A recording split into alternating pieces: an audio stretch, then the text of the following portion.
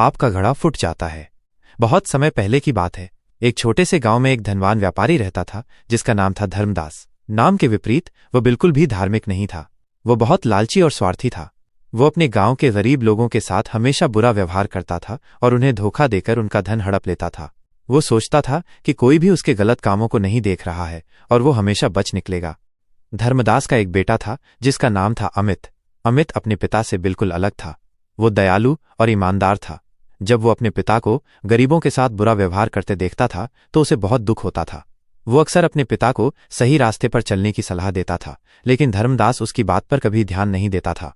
गांव में एक बूढ़ी महिला रहती थी जिसका नाम था राधा। वो बहुत गरीब थी लेकिन बहुत ही नेक दिल थी। एक दिन धर्मदास ने राधा के खेत पर जबरदस्ती कब्जा कर लिया, ये कहते हुए कि वो खेत उसका है। राधा ने उससे बहुत विनती की, लेकिन धर्मदास का दिल नहीं पिघला। उसने राधा को गांव से निकाल दिया। ये देखकर अमित बहुत दुखी हुआ और उसने मन ही मन ठान लिया कि वो अपनी मां की मदद करेगा। राधा के पास अब कुछ भी नहीं बचा था, लेकिन उसने हिम्मत नहीं हारी। उसने गांव के कुछ अन्य लोगों की मदद से धर्मदास के खिलाफ सबूत इकट्ठा करना शुरू कर दिया। धीरे धीरे धर्मदास के पापों का घड़ा भरने लगा। कुछ दिनों बाद गांव में एक बड़ा मेला लगा। धर्मदास भी वहां अपने व्यापार के लिए गया। उसने एक बड़ा सौदा किया और बहुत सारा धन कमाया। वो बहुत खुश था, लेकिन उसकी खुशी ज्यादा देर तक नहीं रही।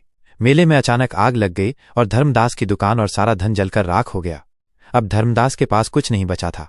वो गांव लौट आया, लेकिन गांव वालों ने उसे सबक सिखाने के लिए उससे मुंह फेर लिया।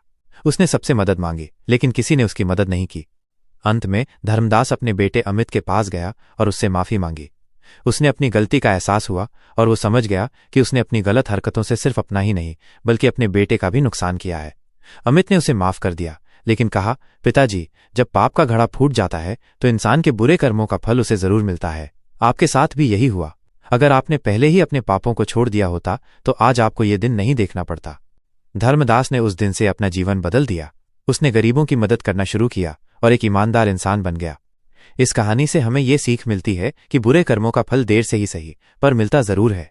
जब तक आप अपने बुरे कर्म करते रहते हैं तब तक आपका पाप का घड़ा भरता रहता है और एक दिन वो जरूर फूट जाता है।